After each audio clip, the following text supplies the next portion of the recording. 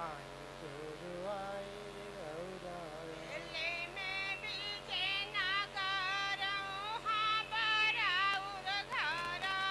दिल्ली में विजय नगर ओहाँ बाराउर घरा। दिल्ली में बीजे नगर वहाँ बराउर घरा। दिल्ली में विजय नगर ओहाँ बाराउर घरा। हमरो के वही जे बोलाई आए गोरो आई रउआई।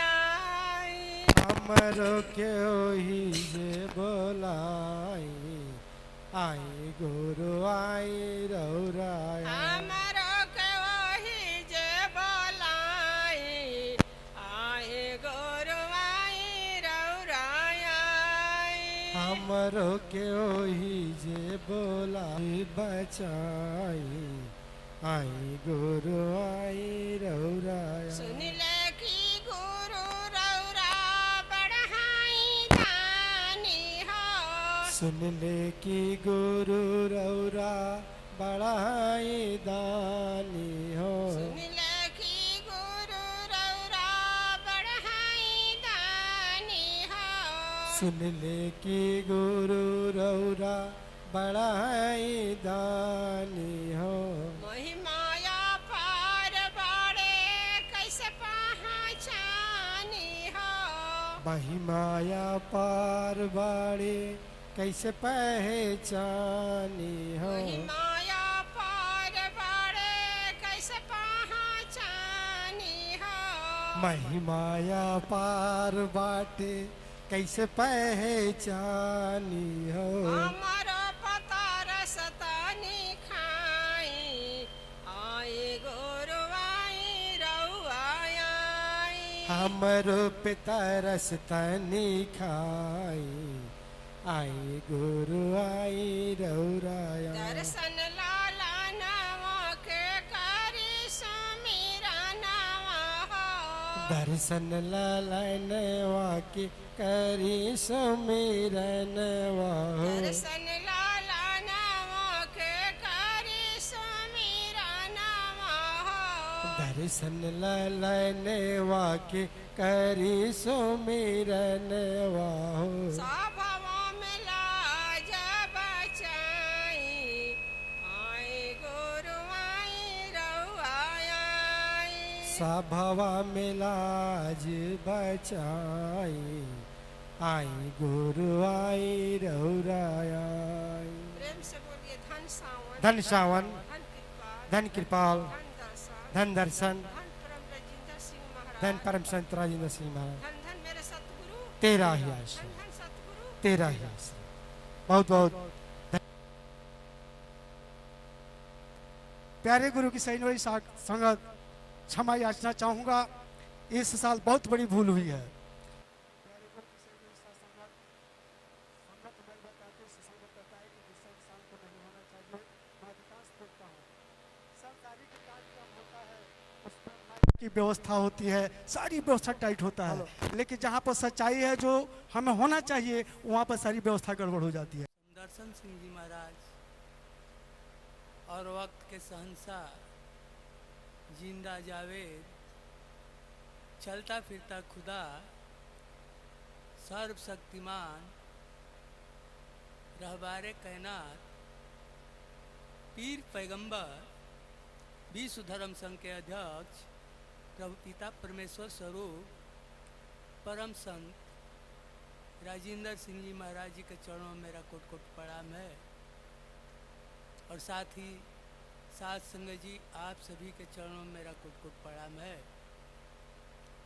तो साथ संगत जी, बंदौ गुरुपद कंज कृपा सिंधु नर रूप हरि। बंदौ गुरुपद कंज कृपा सिंधु नर रूप हरि। महामोह तम पूंज जा सुबचन रवि कर्ण करे। साथ संगत जी, हम सब बहुत किस्मत वाले हैं जो कि ऐसा सुनहरा मौका हम सबों को अपने सदगुरु के द्वारा ही मिलता है। तो साथ संगत जी, हम बराबर ही हम सब सत्संगों में सुना करते हैं महापुरुषों के बाड़ियों से कि बड़े भाग्य मानुष तन पावा, असुर दुर्लभ सदग्रंथ ही गावा। बड़े भाग से मनुष्य का चोला मिला है, तो हम इसका लाभ उठाए और न इस चकाचौंध माया की दुनिया में नाचते झूमते हम रह जाएंगे। और जिस मकसद से हम सभी आए हुए मनुष्य का चोला पाए हैं, वो अधूरा पड़ जाएगा और हम हाथ मलते फिर जहाँ से आए वहीं के लिए रवाना हो जाएंगे। कबीर साहब कहते हैं ना, आया एके देश से, आया एके देश से, उतरे एके घाट, हवा लगी यह देश के कि हो गए 12 बार। हम लोग इस माया के दुनिया में, माया के चंगुल में फंसे क्यों? क्योंकि हम अपने ज्ञान को विकसित करने में हम कामयाबी नहीं पा सकते हैं, क्योंकि माया इतना प्रबल है कि हम सबों को नचा देती है। और हम सब कब तक नहीं मानते हैं, जब तक बचपना खो जाता है, जवानी आ जाता है, उसमें भी हम नहीं चेत पाते हैं। बुढ़ापा आता है, इसमें भी नहीं।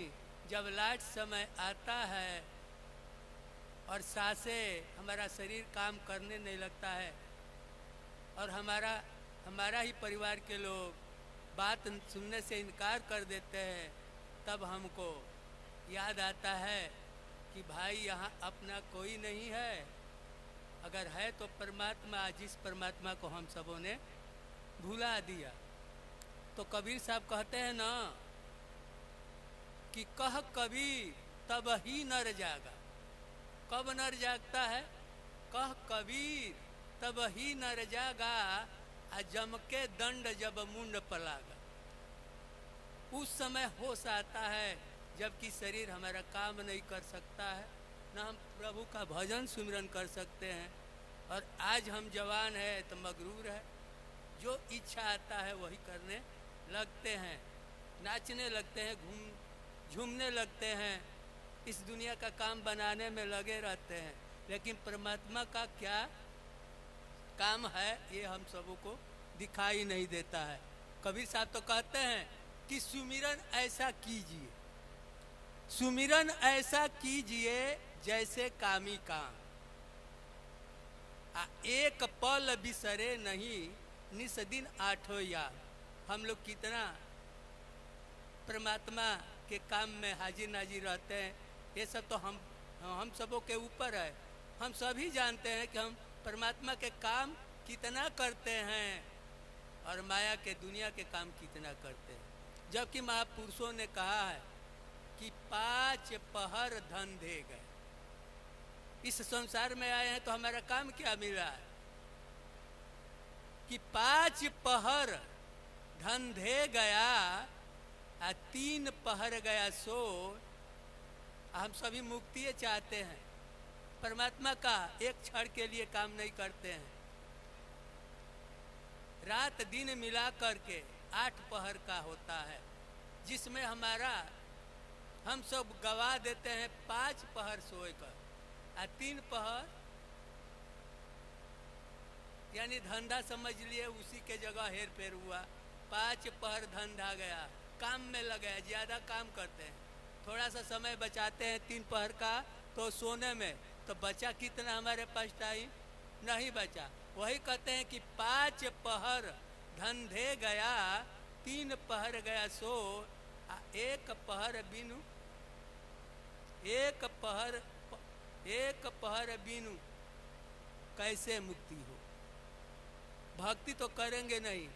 हमारे सदगुरु महाराज कहते थे कि एक पहर का भी समय नहीं मांगते थे, 2.5 घंटा मांगते थे।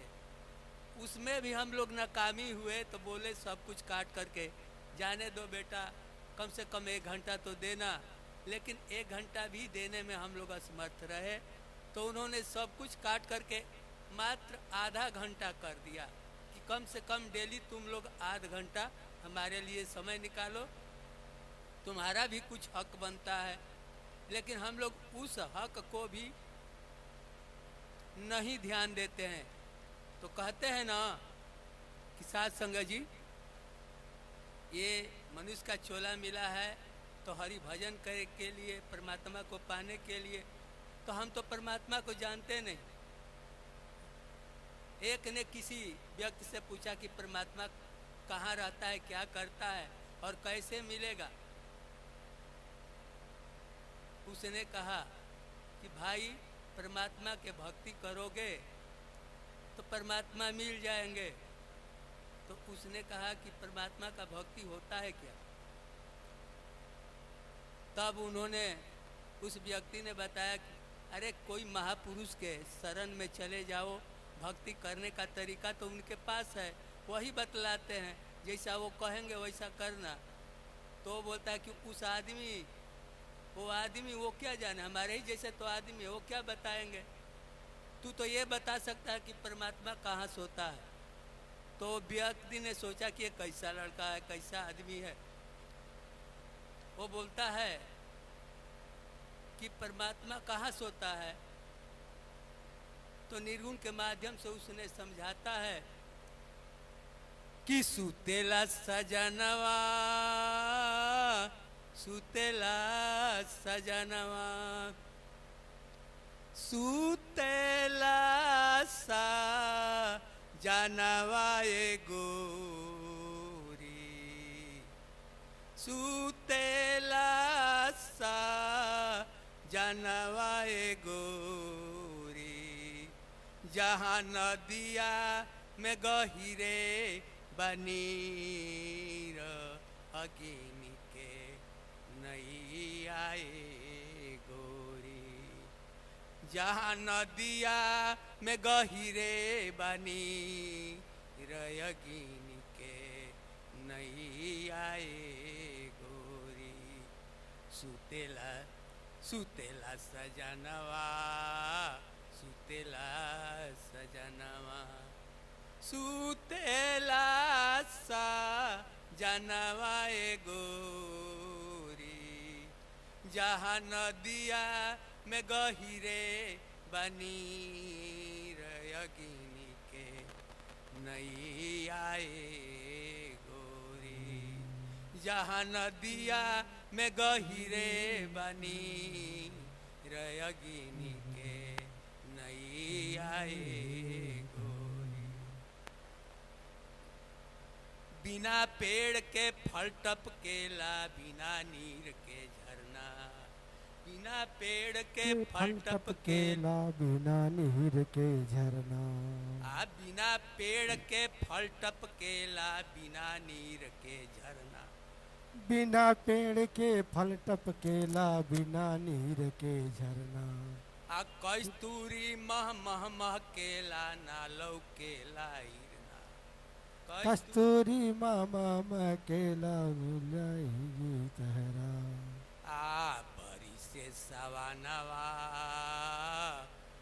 बरी से सवानवा, बारी से सा वनवाए गोरी, बरी से सा वनवाए गोरी, बरी से सा वनवाए गोरी, नहीं भीजेला बदनिया के चीर, जपेले पिया मालाए गोरी, नहीं भीजेला बदनिया के चीर, जपेला पिया मालाए गोरी, सुतेला सजनवा, सुतेला सजनवा, सुतेला सा जानवा ए गोरी,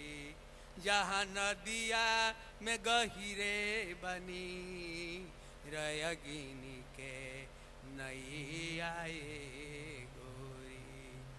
जहाँ नदिया में गहिरे बनी रयगिनी के नैया गोरी। जहाँ प्राण प्राण से बोले ना लौकेला काया। जहाँ प्राण प्राण से बोले ना लौकेला काया। अरे जहाँ प्राण प्राण से बोले ना लौकेला काया। जहाँ प्राण प्राण से बोले ना लौकेला काया। होए सवाल जवाब बरोबर ना लौकेला छाया। होला सवाल जवाब बरोबर नहीं होला छाया। होए सवाल जवाब बरोबर ना लौकेला छाया। वाला गोरी बाटे पियावा के सब जागे केहू न रखा वाला गोरी। जहाँ नदिया में गहिरे बनी रयगिनी के नैया गोरी। जहाँ नदिया में गहिरे बनी रयगिनी के नैया गोरी। सुतेला सजनवा सुतेला सजनवा सुतेला सजनवा गोरी। सुतेला सा जनवाए गोरी। जहाँ नदिया में गहिरे बनी रयगिनी के नैया गोरी। तो साथ संग जी हम सबों को दात का नाम का दात मिल ही गया है। हम लोग तो समझ जाएंगे ही। अरे पूरा नहीं समझेंगे तो थोड़ा भी तो समझेंगे। लेकिन अभी अभी हमारे जब हम सब आए थे तो हमारे रामाशंकर यादव जी भाई गाए थे कि चुनरिया में दाग लागल बा धोबिया कैसे जाए पियावा के देश। लेकिन वो साहब थोड़ा रुक गए तो थोड़ा ही छोटा एक हम उसी पर भजन दे रहे हैं 2 लाइन का, जरा ध्यान दीजिएगा। कबहू आत्म ना मरे, कबीर साहब कह रहे हैं कि कबहू आत्म ना मरे मरमर जाए शरीर। कबहू आत्म ना मरे मरमर जाए शरीर। आ मोह देह से अलग है कह गए दास कबीर। जहिया कीर्तम ना हत जहिया कीर्तम ना हत नदी हत ननी। जहिया कीर्तम ना हत नदी करवाओ तीर्थ करवला पिया हो। भरत करवला तीर्थ करवला पिया हो। भरत करवला कहे न करवला पिया हो। गुरु के सेवधरिया कहे न करवला पिया हो। गुरु के सेवधरिया कबहू न पूजला बाबू। माई के चरनिया हो कबहू न पूजला बाबू।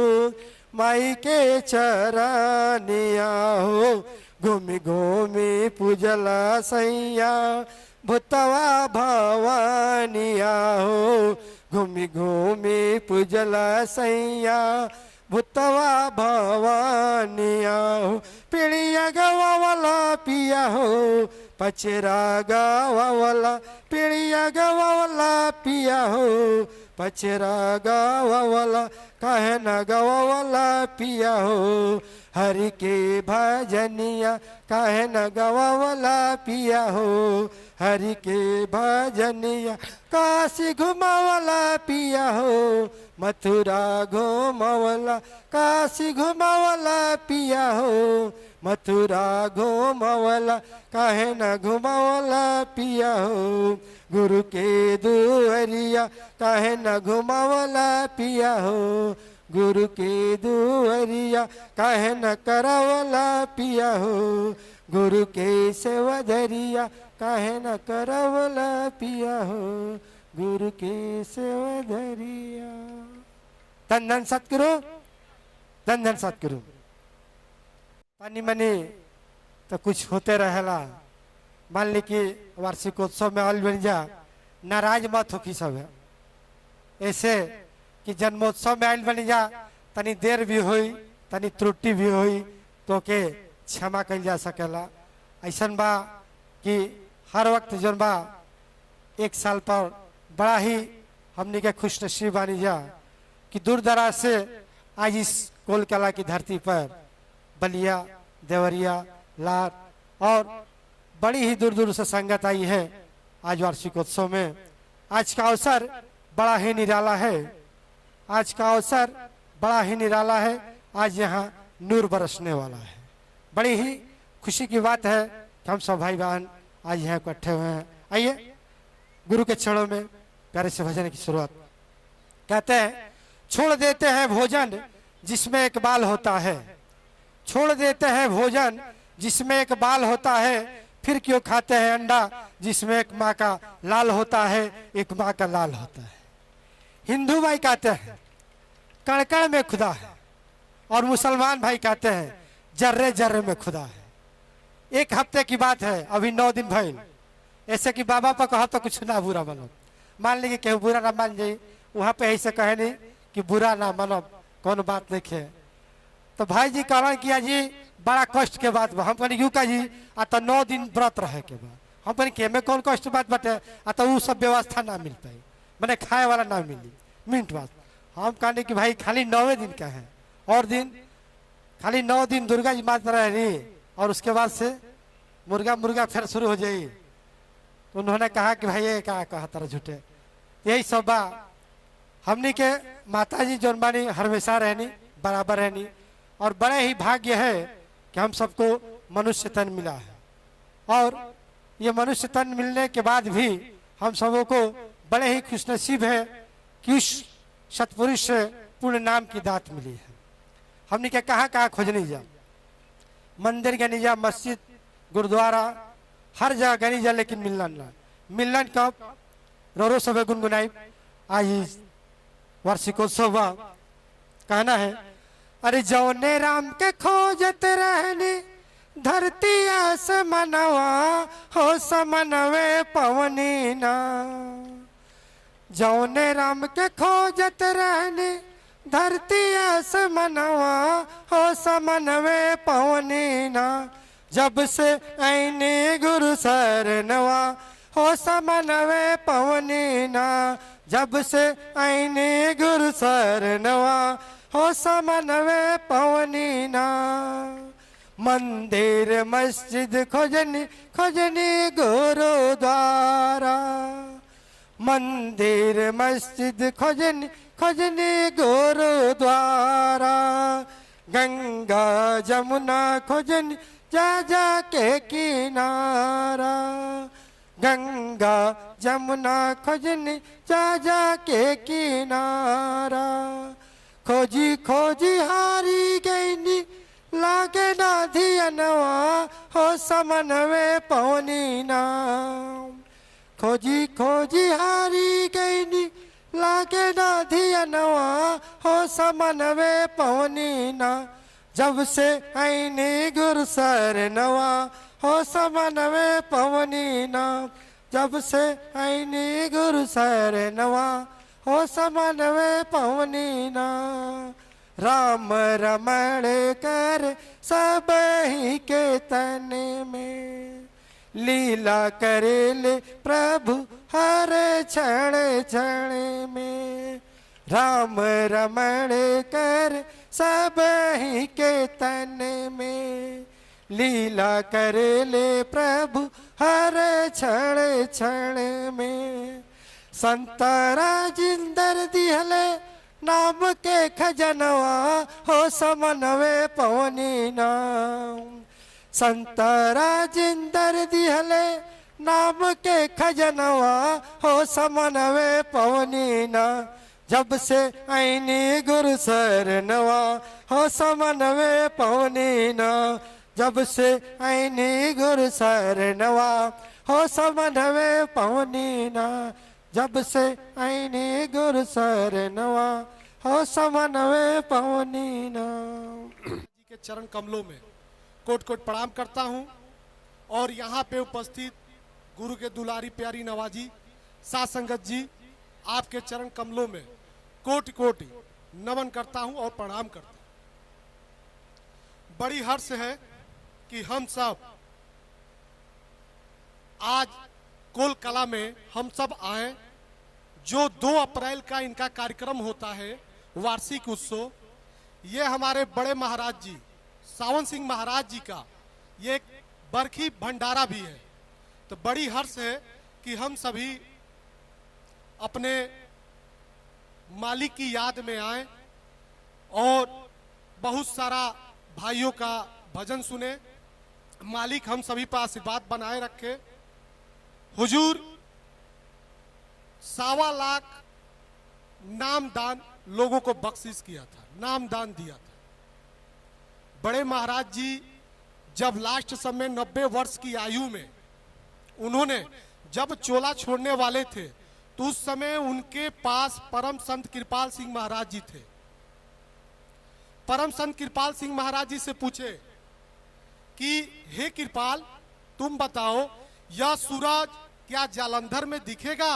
कि पहले आत्मा को खुराक दो फिर जिस्म को खुराक दो। तो यहाँ क्या होता है? उल्टा, पहले शरीर का जिस्म खुराक, बाद में आत्मा की खुराक। तो जो आत्मा की खुराक की नंबर आता है इसको नींद आने लगता है। दिन भर कार्य करता है, कमाता है, खाता है, पीता है, बिजनेस करता है, इधर जाता है उधर जाता है। आज जब प्रभु को सिमरन करने का जब समय आता है तो टीवी देखने लगता है, मोबाइल देखने लगता है, किसी से नर्गल बात करने लगता है, लेकिन प्रभु को याद करने की टाइम नहीं है।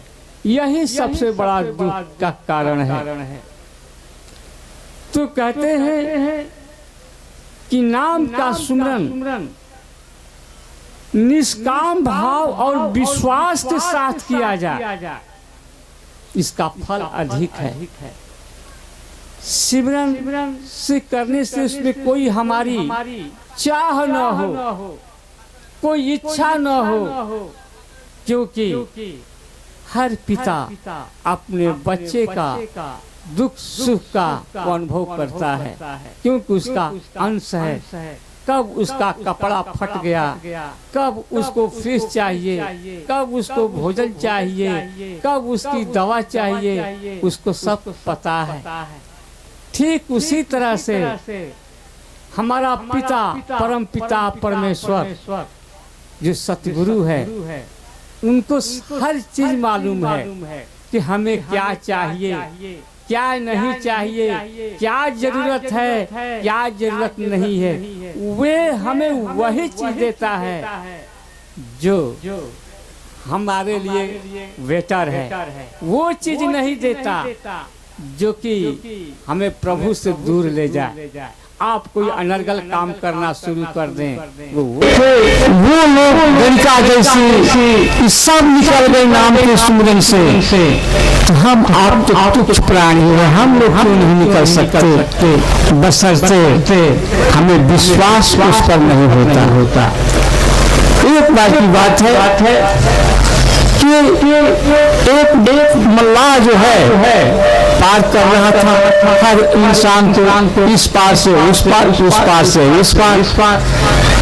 तो एक युवक आया और कहा कि भाई मुझे भी पार कर दो। हाँ तो चलो मैं पार कर देता हूँ। जब पार करने के लिए चला तो उस किश्ती में 2 चाबुक लगाए थे।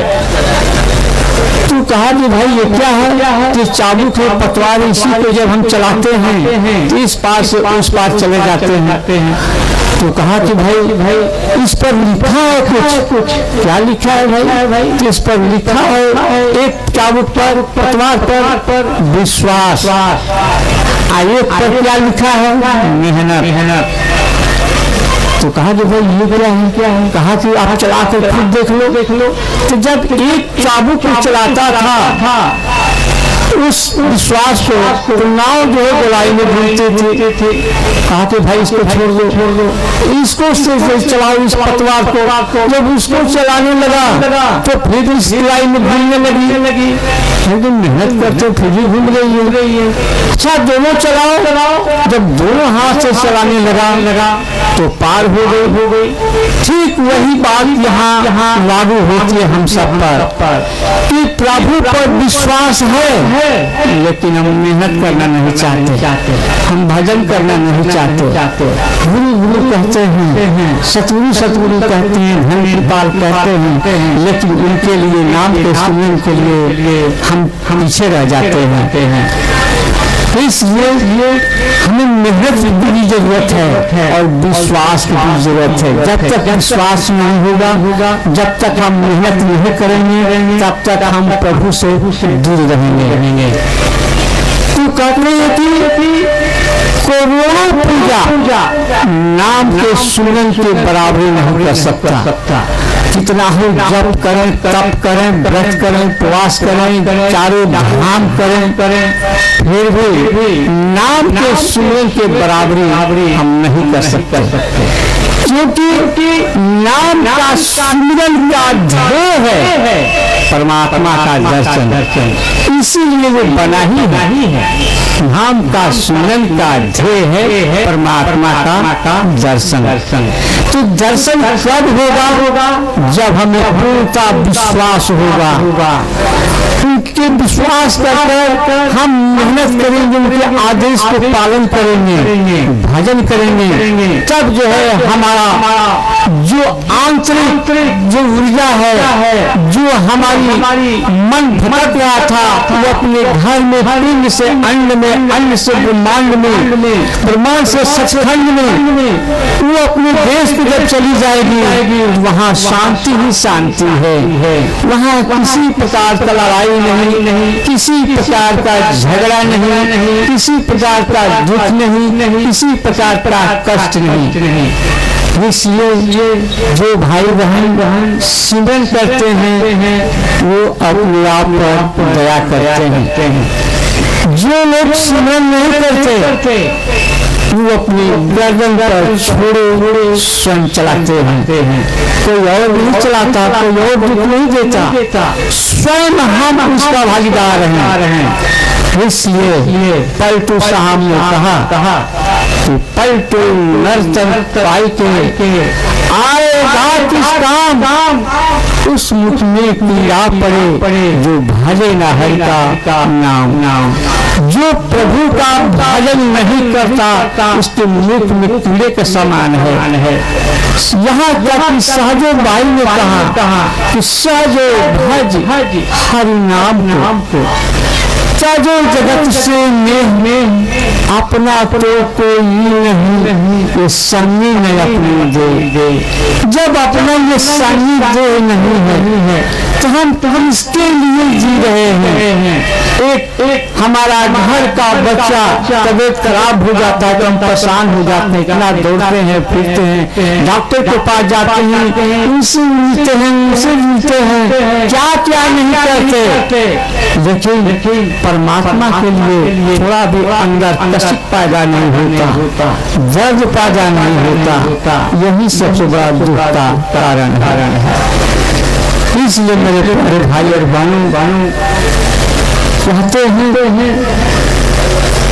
कि इस संसार में इस गुरु से बढ़कर कोई नहीं है।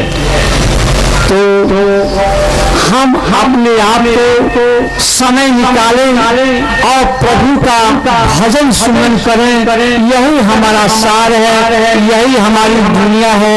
और इसको भजन सुमन करने से हमारा आत्मा जो है भटक रही थी वो अपने घर सचखंड पहुंच जाएगी और हमारे अंदर ढेर सारे खुशियाँ जो हमारे अंदर भर देगी। इसलिए मेरे प्यारे भाई और बहनों, समय को नाथ को देखते हुए मैं अपने वाणी को विराम लगाता हूँ। प्रेम से बोलिए धन सावन, धन कृपाल, धन दर्शन, धन राजेंद्र सिंह महाराज, धन धन सतगुरु। कहा कि जाओ, मैं तुमको उस मंत्र को देता हूँ, उस मंत्र द्वारा उस पंछी के हर बात को तुझे जानकारी मिलेगी। वो क्या कहती है, क्या सुनाती है, सारी बात तुझे समझ में आएगी। जब हजरत मूसा गए उस पंछी से मिलने के लिए, तो चलते चलते उस जंगल में पहुंचे जहाँ बहुत बड़ा एक पेड़ के ऊपर एक टहनी, उस टहनी के ऊपर वो पंछी बैठकर प्रभु को याद कर रही थी। तो हजरत मूसा पहुंचा और कहा कि ओ पंछी, मैं तुमसे मिलने के लिए आया हूँ, मैं तुमसे कुछ बात करने के लिए आया हूँ। पंछी ने कोई जवाब नहीं दिया। फिर दोबारा उन्होंने कहा, ओ पंछी, मैं तुम्ही से बात कर रहा हूँ। तू कहा कि हो, मुझे बात करने की फुर्सत नहीं है, लेकिन तुम मेरे बंदे को भेजे हुए प्यारे हो, इसलिए मैं तुमसे बात करती हूँ। बोलो क्या बात है। तो हजरत मूसा ने कहा, ये बताओ, यहाँ अच्छी से तो हो, खुश तो हो, किसी प्रकार का कष्ट तो नहीं है। तो पंछी ने कहा, मुझे कष्ट है, मुझे दुख है। उसने कहा, किस चीज का दुख है, किस बात की कष्ट है, मुझे बतलाओ। Hello hello hello. तो उन्होंने कहा कि देखो, वो जो तालाब है जहाँ पानी है, जब मुझे प्यास लगती है तो मुझे उड़कर वहाँ जाना पड़ता है। तो फिर मैं चाहता हूँ वो तालाब मेरे पास कर दो। तब हजरत मूसा ने कहा, क्या बात करती हो पंछी, तेरे पास पंख है, तू उड़कर जा सकती है, तू पानी पीकर फिर वापस आ सकती है। उन्होंने कहा कि भाई, जब मैं उड़कर जाती हूँ और उड़कर मैं आती हूँ, उतने देर में मैं अपने प्रीतम से दूर हो जाती हूँ। तब हजरत मूसा ने कहा, अरे बाप रे बाप, ये कैसी जीव है कि इसे पानी पीने के लिए उड़ने की फुर्सत नहीं है, इसका भजन सिमरन छूट जाता है। और मैं कैसा व्यक्ति हूँ कि मैं पता करने के लिए सब छोड़कर मैं पता करा कि मुझसे ज्यादा भजन सुमन करने वाला कौन है। इसीलिए कबीर साहब ने कहा कि श्वास श्वास में सिमरन करो, सिमरन से सुख होता है, सिमरन से दुख जाए। आ कहे कबीर सिमरन किया साईं माह समान। जो परमात्मा ने इस घर को बनाया, तो कबीर साहब ने इसी के अंदर बैठकर अपने प्रभु को ध्यान किया। तो महापुरुष कहते हैं कि श्वास श्वास में पूर्व गुरु द्वारा दिए गए प्रभु के जातीय नाम का जाप करना, उसको अपने जीवन का अंग बना लेना और उसमें ही जीना, यह सिमरन है। सिमरन सप्त सूरत युग का एक आवश्यक अंग है। शब्द मतलब परमात्मा, सूरत मतलब आत्मा, युग मतलब जोड़ना। मतलब कि सिमरन एक आवश्यक शब्द सूरत का अंग है। संत मत के सभी महापुरुषों ने सिमरन को इस प्रकार समझाया कि सिमरन प्रभु को पाने का पहला सीढ़ी है। सिमरन एक उत्तम रसायन औषध है और वह हर रोगों का इलाज है। जब हम नाम का सुमिरन करते हैं तो परमात्मा की छत्र छाया में रहते हैं। हर समय कितना हो, बारिश हो, तूफान हो, आंधी आए, कुछ भी हो, लेकिन जब हम छतरी लगा लेते हैं तो हम बारिश से बच जाते हैं। ठीक उसी तरह से सिमरन हमारा हर चीज के जो हमें रक्षा करता है। तो सिमरन जो दवा से ठीक नहीं होती है, हम इस डॉक्टर के पास जाते हैं, उस डॉक्टर के पास जाते हैं, क्या क्या करवा, कितना पैसा लग जाता है, खर्च हो जाता है, फिर भी हमारा जो है दुख दर्द जाता नहीं। क्यों नहीं जाता? तो मन हमारा बार बार उसी रोग पर याद दिलाता है कि तुझे ये दुख हुआ है, ये दुख हुआ है। तो सिमरन भी वही बात याद दिलाता है कि परमात्मा हमारे साथ है और परमात्मा हर दवा का वो मलहम है। इसलिए संतों ने कहा कि नाम का सिमरन एक उत्तम रसायन औषध है और वह हर रोगों का इलाज है। कोई तन मन दुखी, कोई चित्त उदास, एक न एक दुख सबन को सुखी संत के दास। कोई तन से दुखी है, उसकी कोई असाध्य रोग पकड़ लिया है, कोई किसी का मानसिकता का दुख है, घर में कलह कलेश नाना प्रकार की इनकी बात आप सबकी दया मेहर है, प्यार है, चाहत है कि भाई साहब ने मुझे याद किया। नहीं, वो तो याद उनको तो हमेशा याद ही है, वो मुझको याद करते हैं, मैं उनको याद करता हूँ। लेकिन इस दुनिया में आने के लिए भी दुनिया वालों को भी तो याद होना जरूरी है। मान लीजिए अगर मैं भूल गया, मैं छूट गया, हाँ, तो कैसे मैं आ सकता हूँ बताइए। तो भाई इन्होंने याद किया, मैं आ गया अपने दल बल के साथ। मैं अकेला ही आना चाहता था, लेकिन मेरे दो भाई अनुराग जी, सागर जी और शिवम जी भी मेरे साथ आए। आप सभी ने हम सभी को प्यार दिया और संगत की तरफ से भी बहुत बहुत प्यार मिला। मैं तमाम अपने गुरु भाई बहनों माताओं को बहुत बहुत धन्यवाद देना चाहूँगा। बहुत बहुत धन्यवाद। धन धन मेरे सतगुरु, धन धन मेरे सतगुरु, धन धन मेरे सतगुरु। बहुत बहुत धन्यवाद। वाली दुनिया नहीं रह जाएगी, वो नई दुनिया बदली हुई नजर आएगी और वो मस्ती के आलम में झूमता हुआ नजर आएगा। वो मस्त होगा, लेकिन जो है हम लोग जो है वो जन्मों जन्मों से, आज से नहीं है। महाराज जी बताते हैं कि ये मानव चोला पहली बार नहीं मिला है।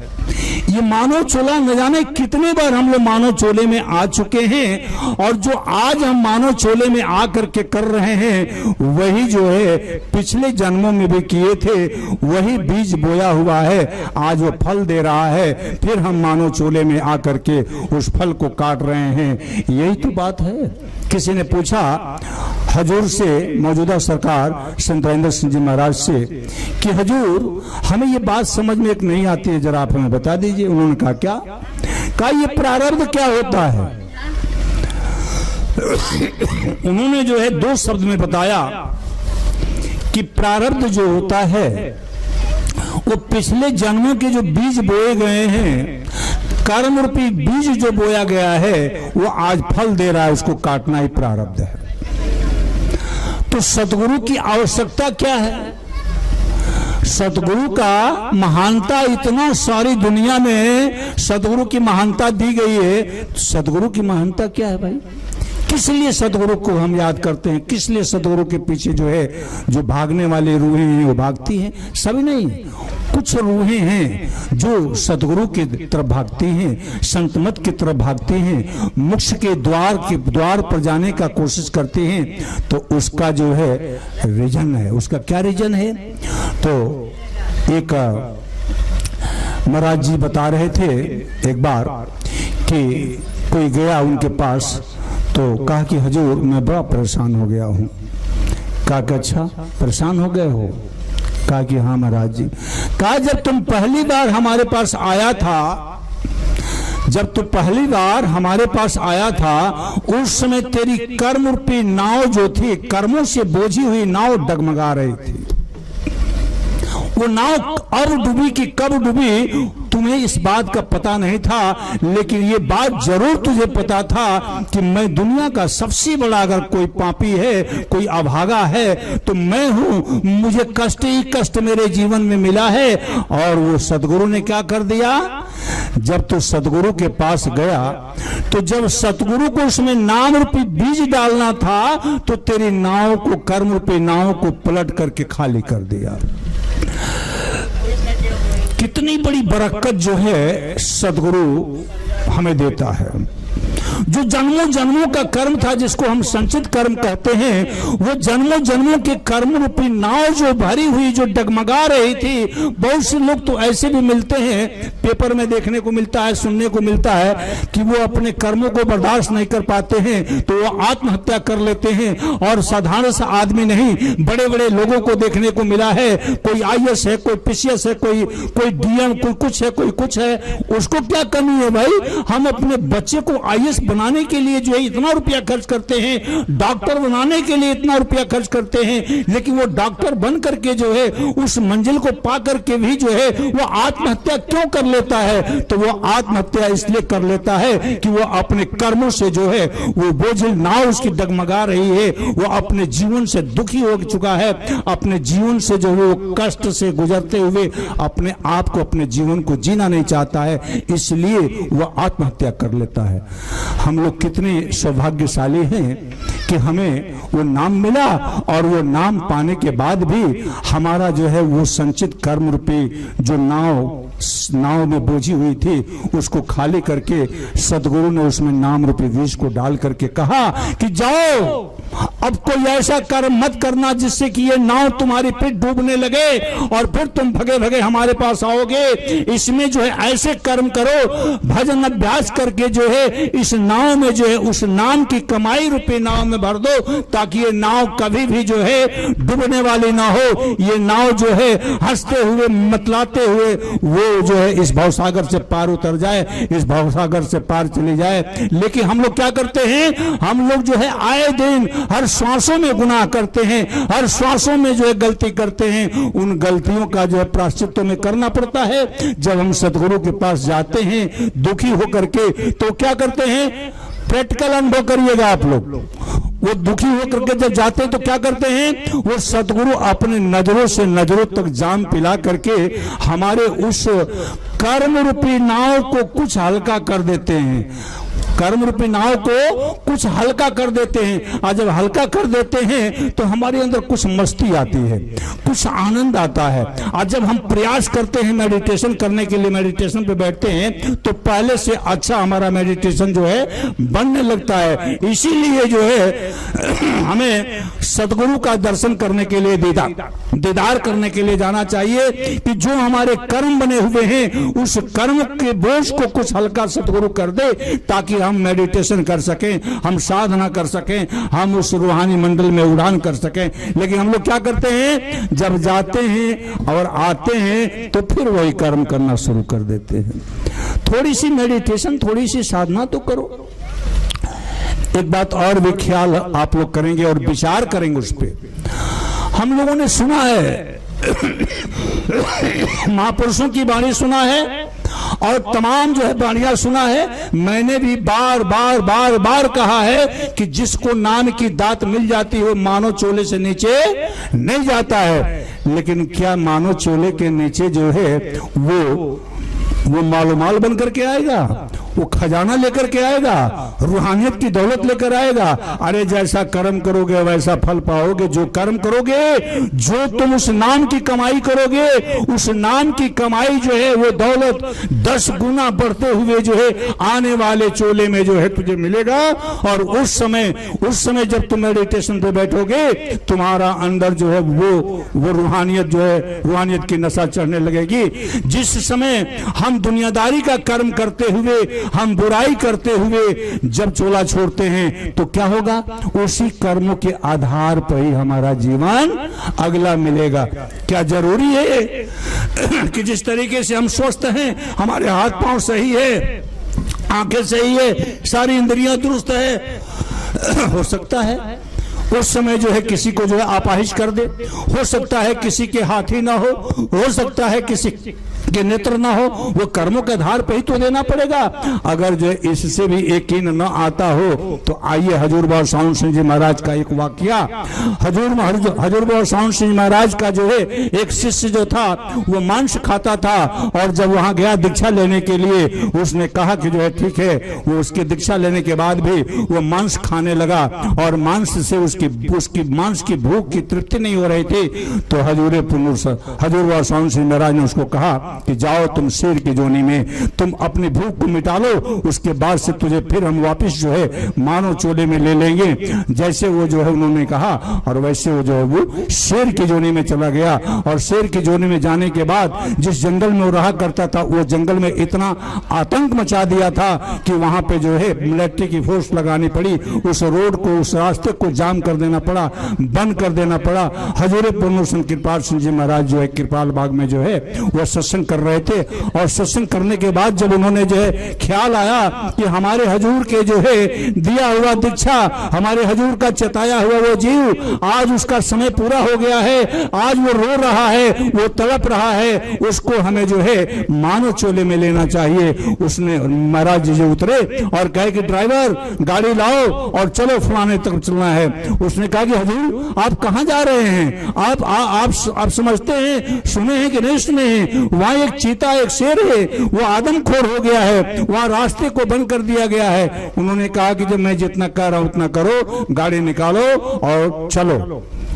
वो घबराया हुआ था कि आज ये लगता है कि बुढ़ा जो है हमारा जान ले लेगा, क्योंकि इसकी तो कुछ है नहीं, हमारे तो बाल बच्चे हैं, उनको कौन परवरिश करेगा, हमारे बाल बच्चों को जो लगता है कि ये जो है ऐसे ही कर देगा। फिर वो बैठे और बैठे हुए चले गए। जब वहां पर पहुंचते हैं, मिलिट्री वालों ने कहा कि कहां जाओगे, कहा कि जो है हम इससे जंगल में जाना चाहते हैं। कहा कि जंगल में पागल हो गए हो, वो आदमखोर शेर जो है उसके लिए हम लोगों की ड्यूटी लगी हुई है, उधर वो किसी को जाने का इजाजत नहीं है, तुम क्या मरना चाहते हो? कहा कि नहीं, मैं उसी के लिए जाना चाहता हूँ। मिलिट्री वालों ने कहा कि अरे यार ये तो वाकई में पागल हो गया है, ये कह रहा है कि हम उसी के लिए जाना चाहते हैं।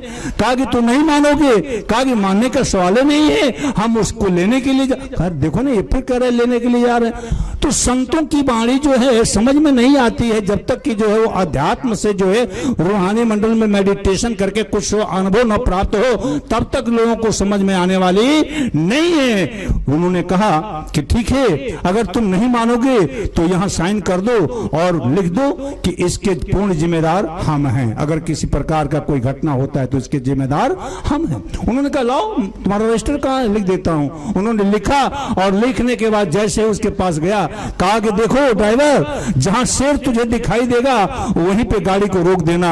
अब ये बेचारा कांपने लगा, कांपते कांपते कहा कि बस अब तो गया काम हमारा, इसको तो पता नहीं है इसको हो न हो, लेकिन हम तो गाड़ी चला रहे हैं, पहले हमारे ही ऊपर वार करेगा।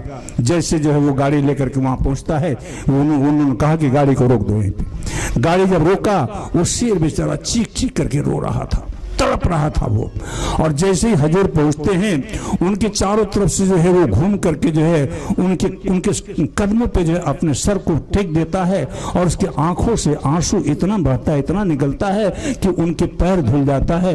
वो अपने जेब से जो है प्रसाद निकालते हैं और उसको अपने हाथों से खिलाते हैं, और खाते ही जो है वो प्राण उसका निकल जाता है। और उसके बाद से कहते हैं कि चलो अब तुम्हारा काम हो गया।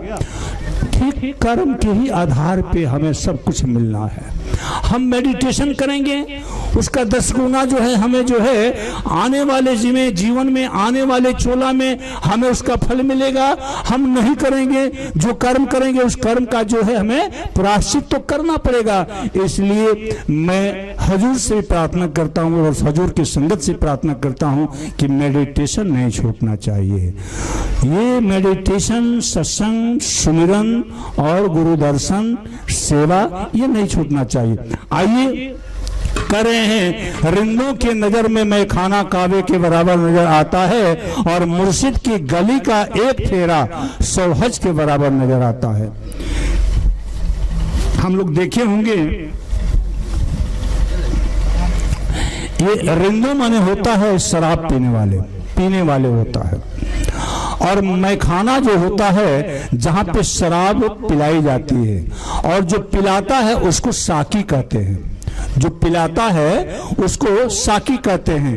तो उस मैखाने में जहां ये दुनिया की मैखाना होती है, जहां शराब पी करके जो है कोई इधर लुढ़क जाता है, कोई उधर लुढ़क जाता है, उसे होश ही हवास नहीं होता है कि हम कहाँ हैं कहाँ नहीं हैं। एक वाकया आता है, एक राजा का जो है नौकर था, वो जो है शराब पी करके उसके जो महल से गुजर रहा था, खड़ा होकर कहता है कि तो अपने हाथी का कीमत लगा, मैं आज तेरी हाथी खरीद लूंगा।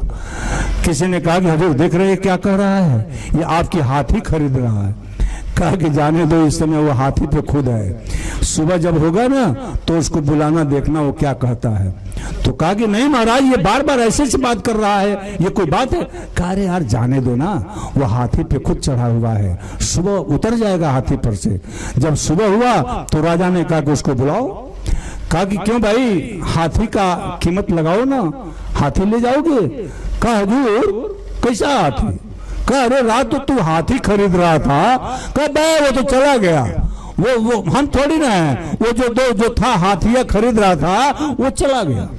कहा कि देखा ये हाथी पे खुद चढ़ा हुआ था। उस समय जिस समय ये बाहरी नशा जब चढ़ती है, वो जो दारू पी करके जो है जो मस्त हो जाते हैं, जो कहीं नाली में गिर जाते हैं, कहीं नदानों में गिर जाते हैं, उन्हें कुछ पता नहीं होता है। लेकिन वो सुबह पीते हैं शाम उतर जाती है, शाम पीते हैं सुबह उतर जाती है, लेकिन उस रूहानियत की जाम जो हम पीते हैं वो कभी नहीं उतरती है। गुरबाणी में आया है कि नाम खुमारी नान की चढ़ी रहे दिन रात। वो नाम की नशा ऐसा नशा है जो एक बार पिला दिया जाता है वो कभी उतरती नहीं, और वो हमेशा जो है वो बढ़ती जाती है, बढ़ती जाती है, बढ़ती जाती है। जब कभी प्रोग्राम के बारे में हम लोगों को पता चलता है, हम लोगों के अंदर वो नशा चढ़ती है, करे भाई महाराज जी का दर्शन करने जाएंगे, महाराज जी का दर्शन करने जाएंगे। क्यों भाई, वहां क्या मिलता है? कुछ मिलता है? वहां रूहानियत मिलती है, वो नशा मिलती है कि एक बार अगर नजरें जो है जुड़ जाए तो बोतली की बोतली खाली हो जाएगी, लेकिन उतना नशा नहीं चढ़ने वाला है। एक वाकया और आता है, लैला महाराज जी बताते हैं कि लैला जो था, वो मजनू जो था लैला की गली में बैठा हुआ लैला का इंतजार कर रहा था। क्यों कर रहा था? कि शायद अगर लैला निकल जाए और उसके कदमों का धूल अगर मुझे मिल जाए तो मेरी ये जीवन जो है जन्नत हो जाएगी। वो बैठा बैठा इंतजार कर रहा था, बहुत देर से बैठा हुआ था। तब तक जो है उस गली से एक कुत्ता जो है भगे हुए आ रहा था। उसने आवाज लगाया और उसको गले से पकड़ करके चूम करके जो चूम रहा है, कभी उसको प्यार कर रहा है, कभी उसके पैर को चूम रहा है, कभी माथे पे लगा रहा है। लोगों ने कहा अरे ये तो जो है काफिर हो गया है, ये कुत्ते को जो है ये इस तरह से कर रहा है। कह यार तो पागल हो गया है, इस कुत्ते को क्यों तुम पकड़ करके चूम रहे हो? उसने कहा कि अरे यार तुम लोग नहीं समझ पाओगे, मैं उस दर पे बैठा हुआ हूँ, उस गली पे बैठा हुआ इंतजार कर रहा हूँ कि मेरी अगर लैला के कदमों का अगर धूल जो है इस कुत्ते के पैरों में पड़ा होगा, वह धूल अगर मुझे मिल जाए तो मेरा ये जीवन ही सार्थक हो जाएगा। इसलिए मैं इस कुत्ते के पैर को जो है चूम रहा हूँ। मुझसे तो ये अच्छा ये कुत्ता है कि मेरे लैला की गली से निकल रहा है। इसलिए ये कहा है कि मुर्शिद के गली का 100 हज के, मुर्शिद की गली का एक फेरा 100 हज के बराबर नजर आता है। वो नशा कभी उतरता नहीं है। हम बार बार उस नशे के लिए पागलों की तरह से, उस जो है मजनू की तरह से हम भागते रहते हैं। वो इधर से निकलते हैं, हम उधर से घेरते हैं, वो इधर भागते हैं, हम उधर से घेरते हैं। किस लिए घेरते हैं? तो वो जो नशा जो है वो उनके नजरों से में मिलती है, उनके पूरे बॉडी से चारों तरफ रूहानियत की नशा जो निकलती है, जो रेडिएशन निकलता है, उस रेडिएशन को पाने के लिए, उस रेडिएशन को अपने जीवन में उतारने के लिए हम पागलों की तरह से दौड़ते रहते हैं। लेकिन उसी में किसी को मिल जाता है। किस किस को मिलता है? मिलता तो सबको है, लेकिन कैसे मिलता है? किसी को जो है हीरा मिलता है तो किसी को कोयला मिलता है। कोयले से ही हीरा बनता है, लेकिन वो कोयला ही पा करके वो समझता है कि ये हीरा है, और जो हीरा पाया है वो ये समझता है कि ये हीरा मेरे लिए कुछ नहीं है, इससे मुझे और ज्यादा मिलना चाहिए, और ज्यादा मिलना चाहिए। दुनिया की दौलत के लिए संतोष होता है? अगर जो है कई अरबों खरबों मिलियन डॉलर वगैरह जो मिल जाए तो भी संतोष नहीं होने वाला है। उस रूहानियत के लिए क्यों संतोष करते हो भाई? उस सतगुरु के से प्रेम करने में क्यों संतोष करते हो? तो वो अनंत है, वो सागर है, उस सागर में स्नान करने के लिए है, उस सागर में गोता लगाने के लिए है। इसलिए यहाँ कहते हैं कि रिंदों के नजर में मैं खाना कावे के बराबर नजर आता है। जब वो पी करके मस्त हो जाता है तो वो महल खरीदने लगता है, वो हाथी खरीदने लगता है, वो दुनिया को भूल जाता है कि हम कौन हैं, कैसे हैं, कहाँ गिरे हुए हैं। लेकिन एक मुर्शिद की गली जो है, मुर्शिद का दर जो है, वह दर जो है 100 हज के बराबर नजर आता है। वो क्या होता है? वो हज करके आते हैं। हम लोग जो है गया जी जाते हैं पिंड कराने के लिए, हम लोग तीर्थों में जाते हैं, लेकिन क्या होता है वहां से जाने के बाद उसके कर्म को भुगतान करना हमें पड़ता है। उन कर्मों को भुगतान करने के लिए हमें क्या करना पड़ता है? बड़ा प्रेम से ये जन्म और मरण, जन्म और मृत्यु का मुकाबला करना पड़ता है। जन्म लेते समय अपार कष्ट होता है और मृत्यु के समय भी अपार कष्ट होता है। जन्म के समय में मां कहती है कि मेरे मालिक तो कम से कम जो है मेरा तो प्राण ले ले, लेकिन मेरे बच्चे को इस दुनिया में भेज दे ताकि ये दुनिया को देख ले। मैंने तो इस दुनिया को देख चुकी हूं। इतना कष्ट होता है। इन्हीं कष्टों से, जन्म और मृत्यु के कष्टों से मुक्ति पाने के लिए हमें सदगुरु की आवश्यकता होती है। और सदगुरु जो है जन्म और मृत्यु से मुक्ति देने के लिए, इससे छुटकारा देने के लिए हमें वो नाम की दात देता है। लेकिन हम क्या करते हैं? उसको ताक पर रख देते हैं। और यही काम जो है हमारे रामचरितमानस में लिखा गया है कि साधन धाम मोक्ष करि द्वारा, पाई नहीं जय परलोक सवारा। ये जन्म और मृत्यु के बीच का जो समय है वो इसलिए समय है कि उसी समय के अंतर हम जो अपने समस्याओं को समाधान कर लें, अपने जन्म और मृत्यु का जो समस्या जो हमारी है उसको समाधान कर लें। हमें पता नहीं कि हमारा जीवन कब क्या हो जाएगा। हजूर पूर्ण संत कृपाल संजय महाराज, सावन संजय महाराज के समय कि एक वाकया आता है। उस समय जो हजूर पूर्ण संत कृपाल सिंह महाराज 5 साल के वो थे, तो वो क्या करते थे?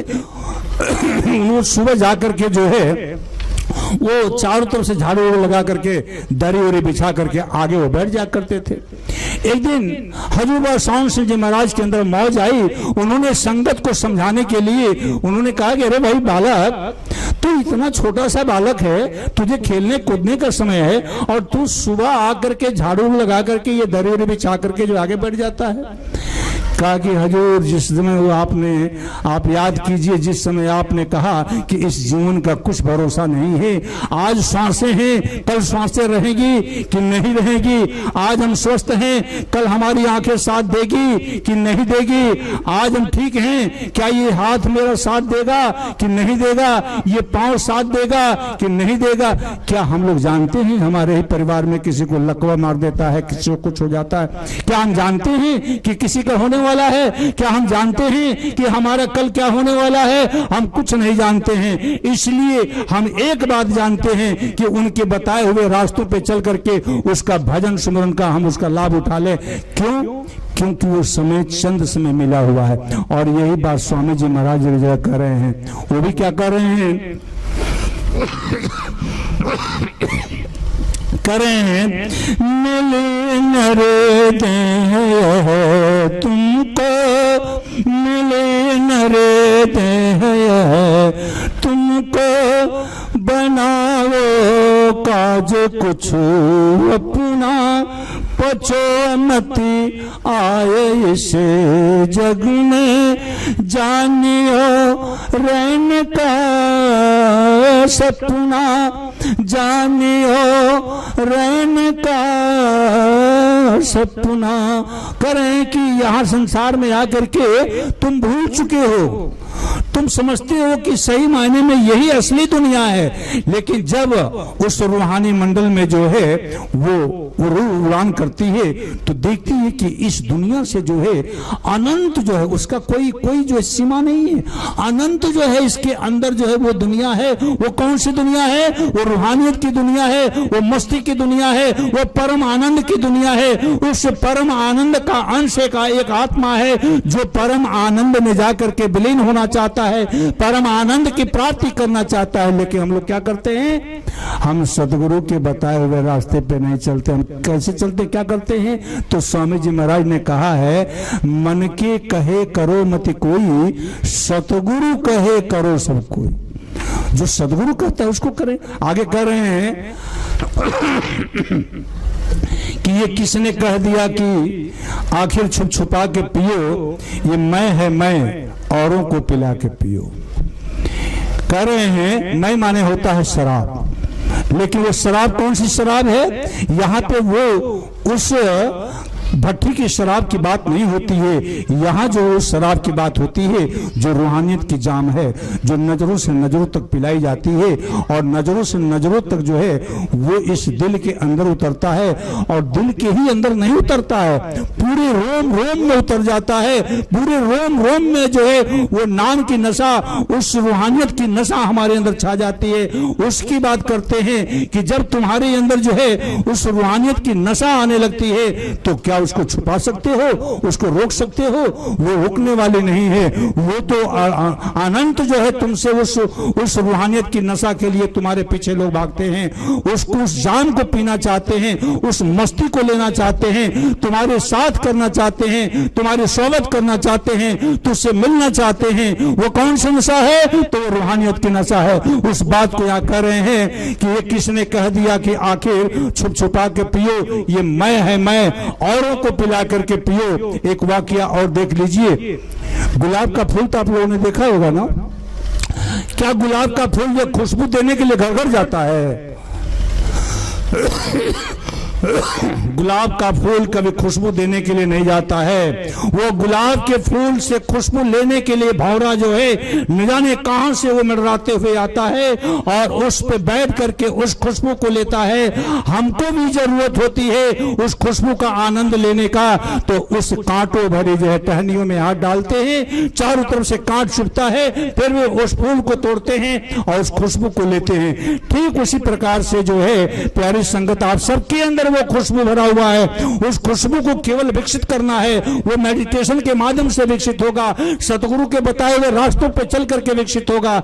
हम चलना तो चाहते नहीं है, हम दुनियादारी को बनाना चाहते हैं जो दुख का कारण है। हजूर पूर्ण कृपाल सिंह ने एक जगह कहा कि ये बाहर के जितने भी जो है दौलत, धन दौलत, पूजा पाठ, जाप ताप, ये जो कुछ भी है, गौर से सुन लीजिए, ये आत्मा के लिए पाप कर्म है। कहीं और जगह अगर बात कर दिया जाए तो शायद हो सकता है कि मार हो जाएगा, झगड़ा हो जाएगा। अरे क्या बात तुम करते हो, पूजा पाठ करना पाप है? तो इसका प्रमाण जो है गीता में कृष्ण भगवान जो है दे रहे हैं, अर्जुन को समझा रहे हैं कि हे अर्जुन, अच्छे कर्म जो है वो सोने की जंजीर है और बुरे कर्म जो है वो लोहे की जंजीर है। तो वो कहते हैं कि हुजूर, अगर ये अच्छे कर्म सोने की जंजीर है और ये बुरे कर्म लोहे की जंजीर है, तो ये जीवात्मा तो दोनों में बंधा हुआ है, कर्म पे जंजीरों से बंधा हुआ है, इसको तो आजादी चाहिए, इसको मोक्ष चाहिए। तो उन्होंने कहा कि इसके लिए जो है इससे ऊपर उठना पड़ेगा, जिसको निष्कर्म की अवस्था कहते हैं, निष्कर्म की भाव कहते हैं। तो उन्होंने कहा कि अरे ये कैसे होगा? तो उन्होंने कहा कि देखो, जब तक किसी पूर्ण गुरु के सानिध्य में नहीं जाओगे और उसके बताए हुए रास्तों पे जब तक तुम चल करके जो है अपने आप को निष्कर्म की अवस्था में, उस आत्मा को उस जो है रूहानी मंडल में नहीं लाओगे, तब तक तुम जो है कर्मों से बच नहीं सकते हो। हम लोग दीपक जलाते हैं ना, दीपक जलाते हैं, अगर नहीं जलाते होंगे तो एक कंडील, एक जो मोमबत्ती है उसको जला करके देख लीजिएगा।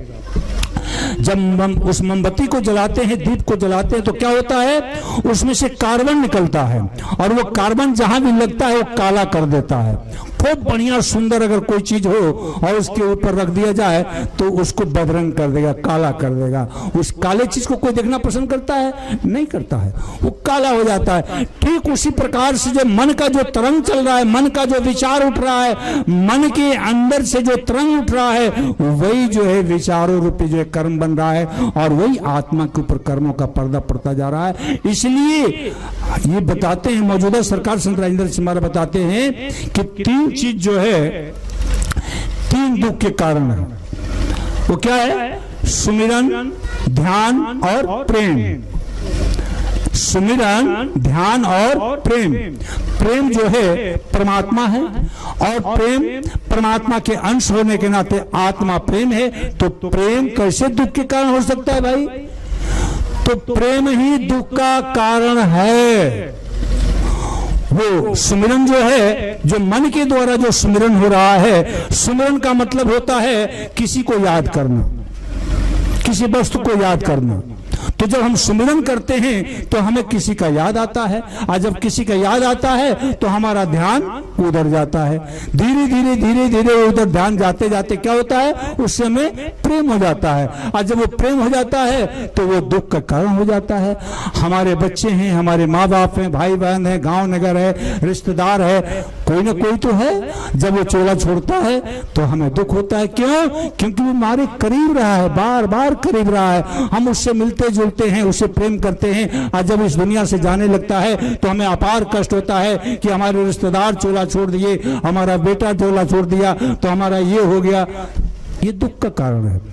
तो क्या करते हैं महाराज जी जो है इसके निदान के लिए जो क्या दिए हैं हमें? तो वो 5 नाम का सुमिरन दिए हैं, सूरज सदयोग की दीक्षा दिए हैं। वो 5 नाम का सुमिरन क्या है? तो सुमिरन सुमिरन को काटता है। जो मन सुमिरन में लगा हुआ है वो सुमिरन को जो है सुमिरन में काटता है। वो मन क्या करता है? जाकर के सुमिरन में लग जाता है। और जो इंद्रियों के द्वारा हमारी आत्मा का ध्यान जो है इस बाहर की दुनिया में लग करके इस बाहर की दुनिया से जो प्रेम कर रही थी, वो क्या होता है? वो ध्यान जो है अंदर के मंडल में यानी रूहानी मंडल में लग जाता है। और जब रूहानी मंडल में ध्यान लग जाता है तो क्या होता है? हमें रूहानियत से प्रेम होने लगता है, हमें परमात्मा से प्रेम होने लगता है। और तब क्या होता है? तब नाम खुमारी नानकी चढ़ी रहे दिन रात। हर समय वो नशे में रहते हैं, हर समय वो मस्ती चढ़ी रहती है। हम उस मस्ती के लिए आए हुए हैं। वो आत्मा जो है वो मस्ती के लिए है, वो आत्मा खुद को मस्ती है। इस पे कीचड़ पड़ पड़ करके जो है ये अपनी मस्ती को भूल चुकी है, उन संसारिक कर्मों में फंसी हुई है। अगर एक शब्द में देखा जाए, एक शब्द में, अभी 3 शब्द हमने देखा कि सुमिरन, ध्यान और प्रेम। अगर एक शब्द में देखा जाए तो वो सारे गुनाहों का मालिक कौन है? मन है। मन अगर शांत हुआ, हजूर पूर्णोसन कृपाल समाज कहा करते थे कि मन जीता तो जग जीता। अगर तुम्हें पहलवानी करना है, तुम्हें विश्व विजेता अगर बनना है तो तुम मन को जीत लो, मन को पटक दो, मन को दबा दो, तुम विश्व विजेते कहलाओगे। तुम्हारे जैसा पहलवान इस दुनिया में कोई नजर नहीं आएगा। इसलिए कह रहे हैं कि ये किसने कह दिया कि छुप छुपा के पियो? ये तो ये मैं है, मैं औरों को पिला के पियो। जब नशा जब चढ़ती है ना तो उसको हम रोक नहीं पा सकते हैं। वो नशा जो उतरती है चारों तरफ फैलती है और लोग उस नशे को जो पाना चाहते हैं, उस रूहानियत को पाना चाहते हैं, उस नशे में सराबोर होना चाहते हैं। जैसे कि आज हम लोग यहाँ बैठे हुए हैं, हजूर की धारा चल रही है, हजूर की मस्ती है, उस मस्ती के आलम में हम बैठ करके जो है वो मस्त हो रहे हैं। ठीक उसी प्रकार से वो सारे सब कुछ जो है हमारे अंदर जो है वो समाहित है। 5 तत्वों से ब्रह्मांड है और वो 5 तत्वों से हम बने हुए हैं। 5 तत्व हमारे अंदर है। छित जल पाव गगन समीरा, 5 तत्व से रचा आदम शरीरा। अभी हमारी माताएं बहनें जो है देवी की पूजा करे गए लोग। मैं आलोचना नहीं कर रहा हूं, मैं इसका प्रमाण दूंगा। हमें क्या चाहिए वहां पे जो है कल का कि तनी दो साड़ी रुआ ले ले जो तनी कम से कम गाना। अरे कमाल की बात है यार, इतना बड़ा लिस्ट बना लेंगे हम ना कि हई हो दे दिया, हई हो दे दिया, हई हो दे दिया। वो का देली भाई, उन्हीं के दिहल तार खेत बा, उन्हीं के दिहल तार गेहूं बा, उन्हीं के दिहल सरसों बा। आ तेल पेरा करके पूरी छान करके लेके गए, कहने की काली मैया ही ले ला, हमारा इतना कुल मंगल बाटे के पूरा कर दो। गजब की बात है यार, अगर वो पूरा करती तो फिर कोई छोड़ता ही नहीं, उठा के घर में ले आकर के रख लेता। ये अभी हमने सुना कि पाप कर्म है, तो ये जो है हम वहां तो जरूर जाते हैं, लेकिन उसके मतलब नहीं समझ पाते हैं, उसका उद्देश्य नहीं समझ पाते हैं कि इसका उद्देश्य क्या है, इसका फल क्या है। वो कभी जन्मों जन्मांतर तक पार नहीं हो सकता है। क्यों? क्योंकि एक बच्चे को जो है, जो नादान बच्चा है, उस बच्चे से आप बहुत प्रेम करते हैं। उस बच्चे को अच्छा कपड़ा नहला धुला कर पहना दीजिए और छोड़ दीजिए, और वो कीचड़ में जाकर के अपने सारे जो कपड़े को वो कीचड़ में खुद को समझाएगा, और दौड़े दौड़े जब माँ के पास जाएगा तो कहा, छी छी छी छी, ये कैसा बच्चा है तू, अभी तुझको नया वस्त्र पहना करके जो है हमने खेलने के लिए छोड़ा और तू उस पर कीचड़ लगा लिया। हम जब लोग मुर्शिद के दर्शन करने जाते हैं उस समय हमारा एक नया जीवन होता है, एक नया चोला होता है, एक नया वस्त्र होता है, क्योंकि हमको चार्ज करता है सतगुरु। और आकर के हम लोग क्या करते हैं, उस कीचड़ में जाकर के डिस्चार्ज हो जाते हैं, और डिस्चार्ज हो जाते हैं तो कहते हैं कि महाराज जी दया नहीं किए। इसलिए आप ये कह रहे हैं, और आगे कह रहे हैं, उल्फत नशे का जब तक सच्चा सरूर होगा, परमात्मा उसी दम हाजिर जरूर होगा। जब एक जगह एक आया है, एक गाना आता है, अमिताभ बच्चन गाया था, अमिताभ बच्चन गाए हैं। उन्होंने गाया है कि नशे में कौन नहीं है जरा बताओ तो हमें। क्या आप लोग बताइएगा, आप लोग नशे में नहीं हैं? सभी लोग नशे में है। कोई धन के लिए नशे में है, कोई जन के लिए नशे में है, कोई जो है दौलत की नशे में है, कोई कोठी बनाने के नशे में है, वो सब नशे में है। नशा सबके अंदर है। नशे में कौन नहीं है जरा बताओ तो हमें, नशा शराब में होती तो नाचती बोतल। शराब में नशा तो है, लेकिन वो बोतल में कैद है। आत्मा तो है, लेकिन 5 तत्वों के अंदर वो कैद है। जब तक वो 5 तत्वों से ऊपर नहीं उठेगी, पिंड से अन्न से ब्रह्मन, उस पार ब्रह्म तक नहीं जाएगी, तब तक जो है उस पर नशा नहीं चढ़ने वाला है। अगर वो नशा चढ़ाना चाहते हैं, उस रूहानियत को उतारना चाहते हैं, तो पिंड से अन्न से ब्रह्मन, पार ब्रह्म में हमें आना ही पड़ेगा। इसलिए यहाँ पे कहते हैं कि ये उल्फत नशे का जब तक सच्चा सरूर होगा, परमात्मा उसी दम हाजिर जरूर होगा। वो परमात्मा कोई और नहीं है। जब हमारे अंदर वो नशा चढ़ता है, जब हम मेडिटेशन पे बैठते हैं, तो तुरंत जो हमारे अंदर हमारा ध्यान जो परमात्मा की तरफ लगता है, ये सारे कर्म जल करके राख हो जाते हैं। जन्मों जन्मों के कर्म जल करके राख हो जाते हैं। क्या ये विश्वास है कि मेडिटेशन में जब हम बैठते हैं और हमारा ध्यान जब यहाँ एक पल के लिए बनता है, हमारे जो जन्मों जन्मों के कर्म जल करके राख हो जाते हैं? आइए प्रमाण देख लिया जाए। अगर टावर आप लोगों ने देखा होगा, टावर के बराबर अगर घास फूस का ढेर लगा हुआ है, एक तिल्ली की माचिस काफी है। वो क्या करती है, एक तिल्ली की माचिस अगर जलाकर फेंक दिया जाए तो उस टावर के बराबर जो है उस जंगल रूपी घास को जला करके राख कर देता है, थोड़ी सी मुट्ठी बराबर कर देता है। लेकिन यही नहीं करता है। जब वो तिल्ली की माचिस जलाकर फेंकते हैं तो चारों तरफ अंधकार होता है, और वो क्या करता है, जब आग लगती है तो बहुत दूर तक प्रकाश होता है और चारों तरफ का अंधकार दूर हो जाता है। परमात्मा क्या है? प्रकाश है। परमात्मा क्या है? आवाज है। आत्मा क्या है? आवाज है, प्रकाश है। जिस समय यहाँ पे जो है वो प्रकाश होता है, उस समय हमारे जो जन्मों जन्मों के कर्म जल करके राख हो जाते हैं। अज्ञानता रूपी पर्दा हट जाती है और ज्ञान रूपी दीप जलता है, ज्ञान रूपी प्रकाश होता है। तब जाकर के जो है हम अपने आप को सही मायने में समझ पाते हैं और हम रूहानियत के रास्ते पे चल पाते हैं। इसलिए उन्होंने कहा है कि उल्फत नशा का जब तक सच्चा सरूर होगा, परमात्मा उसी दम हाजिर जरूर होगा। और वो कह रहे हैं, आगे कह रहे हैं कि हर साये में उसकी सूरत उस दम झलक पड़ेगी जिस दम हुइस का पर्दा दूर होगा। जिस समय जो है आत्मा के ऊपर जो पर्दे पड़े हुए हैं, ये पिंड अन्न ब्रह्मांड पार ब्रह्म के पर्दे जो पड़े हुए हैं, जो जुगों जुगों से कर्मों के पर्दे पड़े हुए हैं, जैसे ही ये पर्दा हटेंगे, पिंड से अन्न में, अन्न से ब्रह्मांड में, पार ब्रह्म में जब ये आत्मा आती है तो क्या होता है? कह रहे हैं कि हर साये में उसकी सूरत झलक पड़ेगी, तब आपको जर्रे जर्रे में परमात्मा नजर आएगा।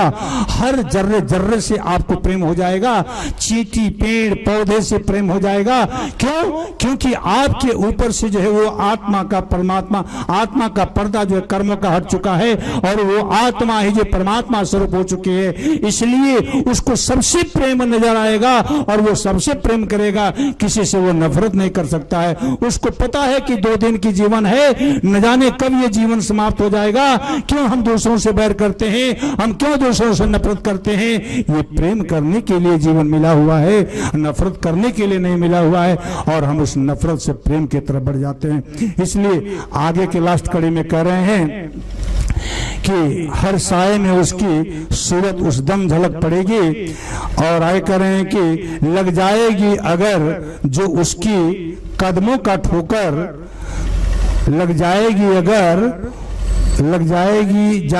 अगर जो उसकी कदमों का एक ठोकर, पापों का सख्त पुतला पल भर में दूर होगा।